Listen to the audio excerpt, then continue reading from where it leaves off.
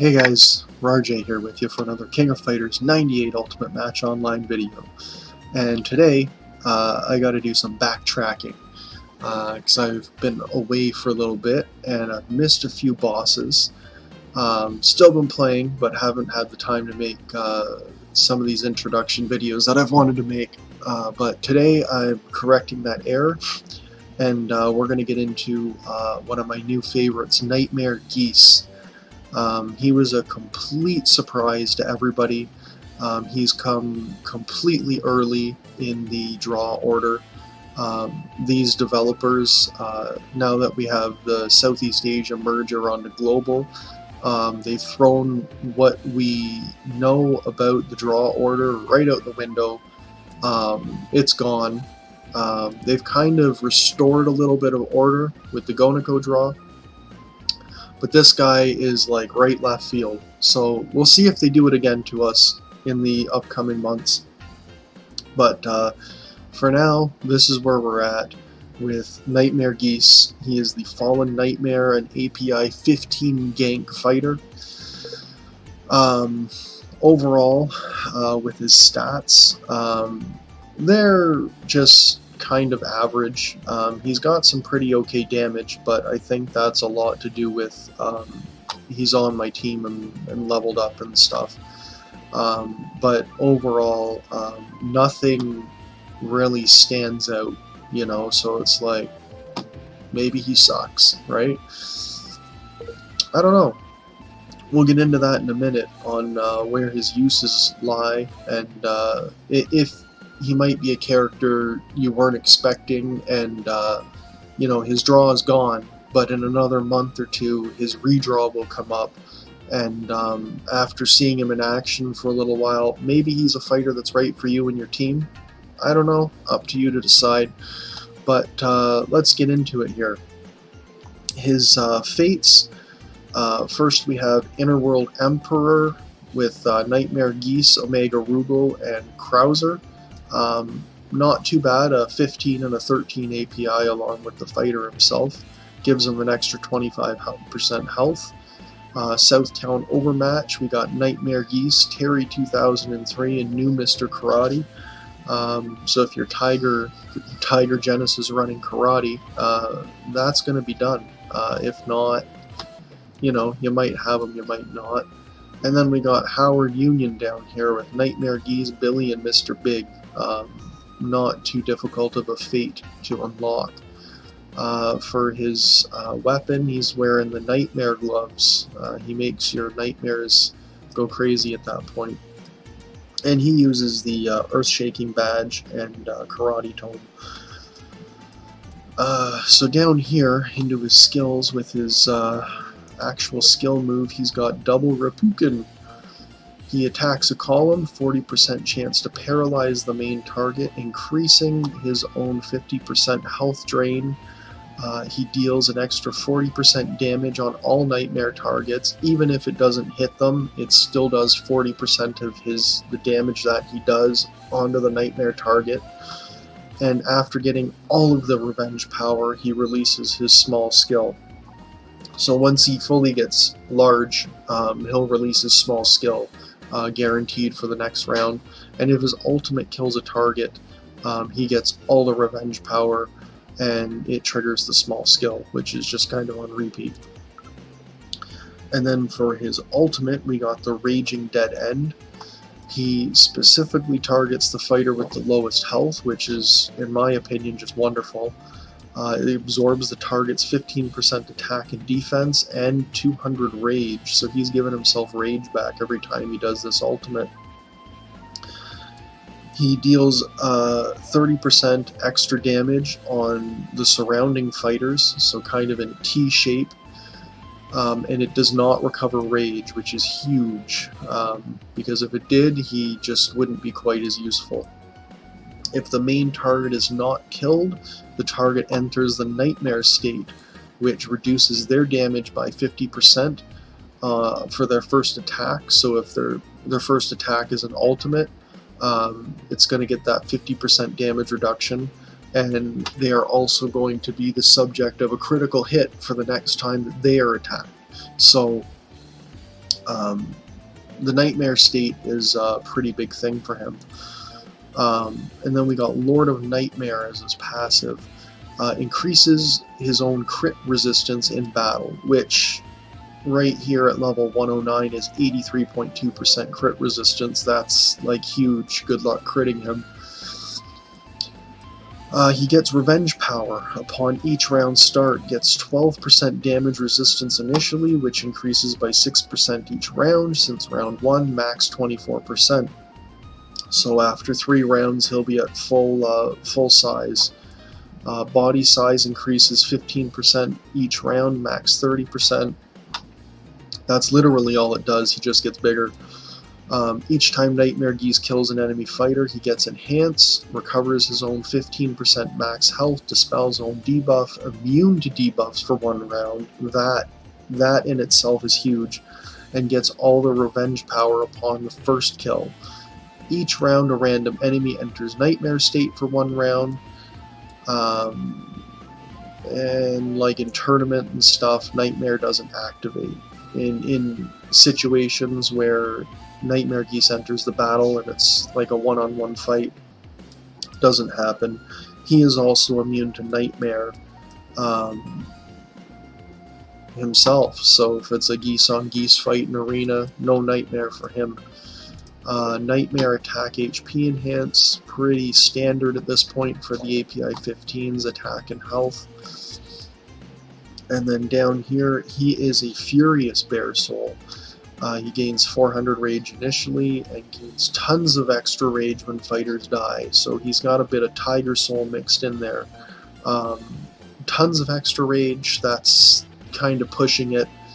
He doesn't gain that much, but it still helps, right? Because he needs that rage regeneration. And this, his ultimate here, this is also without the weapon. The attack and defense that he absorbs goes up to, I think, 20 or 25% with the weapon. So that's, my Nightmare Geese has a lot of room to improve. But that's one thing that does, I know, go up with his weapon. And so that is Nightmare Geese in a nutshell. But where does he fit? What type of teams can he fit on? I mean, being a bear soul, there's not a whole ton of API 15 bears. So if you're a bear soul user, absolutely. This guy was a gift from the developer gods to your team, and you probably should have grabbed him, because like he helps bear teams huge.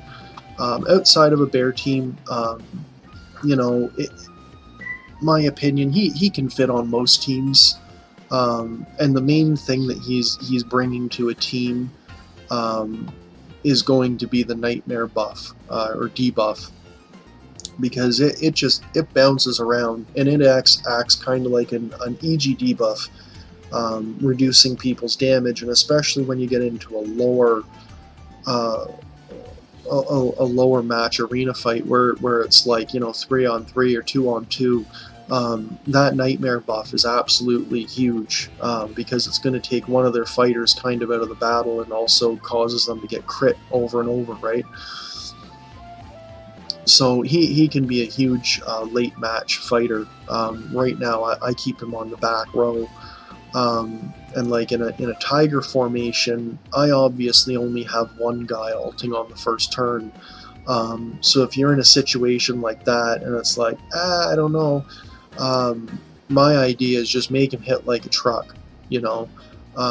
You basically want him to enter the match, you know, pull up, hop out his car, and absolutely knee the other guy's dog right in the face, and the guy will be like standing there going, "What just happened? Danny, no!" You know, I don't know why your dog's named Danny, but maybe you'll know. You know, I can show you guys an example of what I'm talking about here. You know, it's easier to pick on some lower players just to give an example here. We'll go to 20th, and I just want to show you guys what happens when he pops in and smashes, right?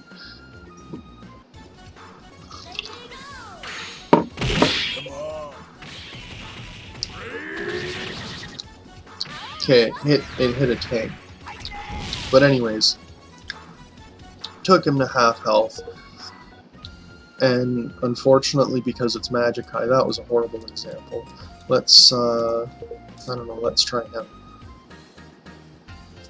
Because it's fun, it's a bit of RNG in all of this, because if you get the Nightmare directly on, like Kula here, no, it's not going to kill her.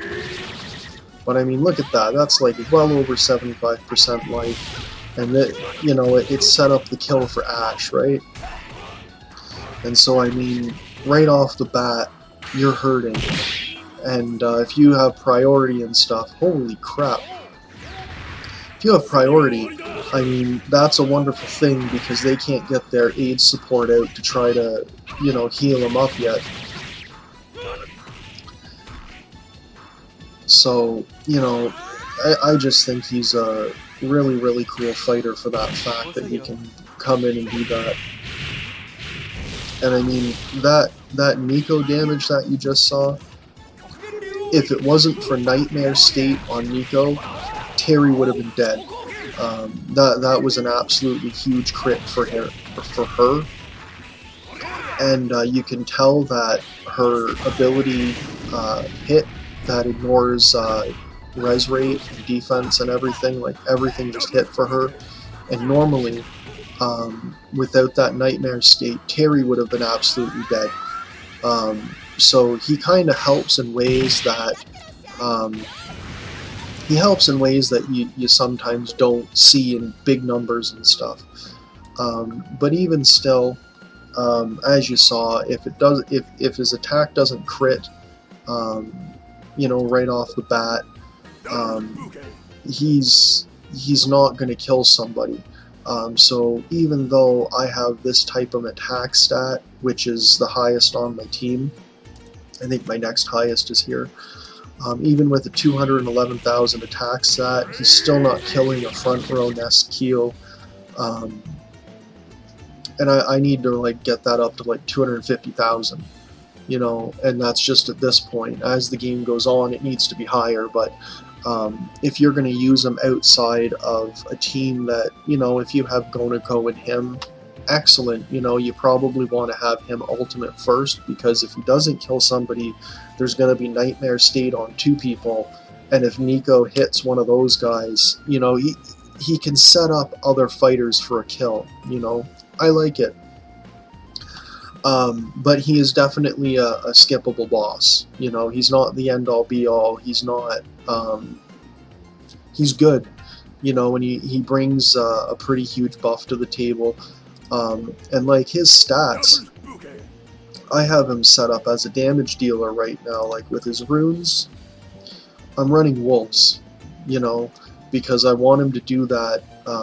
Right now it's an extra 23% damage for fighters with 65% or above HP, right? And I want him to hit as hard as possible right off the bat, and so I'm using wolves. Another way to use them is to throw Killing Soul on them, because you want that crit, right? But a few different ways to use them. You know, you can use him as the setup man, throw him in front row, even his historics, you know. I don't have him set up for defense, you know. If you see that, it's all kind of damage. They're not even all ultimates. I haven't robbed Terry yet. And he's sitting like this, with these stats, like that. He's a better tank than the guy I have set up as a tank. You know, I have Instinct Yori in there as a tank. You know, he's running all these tank things, and Geese still has, you know, better defensive stats than him. So I mean, absolutely, he can be run front row. You know, in his what's it called? You know, the thing where he gets bigger. Blah blah blah. Lord of Nightmare. You know. Where he's gaining the size and getting damage resistance, you know. It's pretty cool. And I mean, right now, I didn't actually realize, but a couple of his gates are out, you know. And when you get into this, it goes up from you know, 24% max to 30% max. And also down here, if a single attack claims more than 30% of his max HP, he gets a layer of revenge power right off the bat. So if somebody hits him really hard, he's going to start getting more damage resistance. And then he also marks that attacker as a revenge target, and when the next round starts, puts that attacker in nightmare state. So if he gets hit really hard right off the start, he's going to throw that big damage dealer into nightmare state, right, to reduce their damage the next time around. And even his max double Rapukin, it allows him to paralyze the back row target along with the front row target. You know, adds extra percentages on everything. You know, so you know, he's absolutely you know, a good fighter, and he's come early, so hopefully he sees a lot more play than he got on some of the other servers. But you know, maybe he doesn't fit into your team. Maybe you don't want that first turn ultimate. You know, if you're focusing on having another guy be a huge damage dealer, and you can't pump him up like that to have a lot of damage, you know, maybe he's not a good fit. But I don't know. I like him. I'm using him. He's doing work for me, you know. And uh-oh, did I get attacked there? No, it's just the points. But I'll leave it there, and you know, you guys can be the judge of whether or not you like him or not.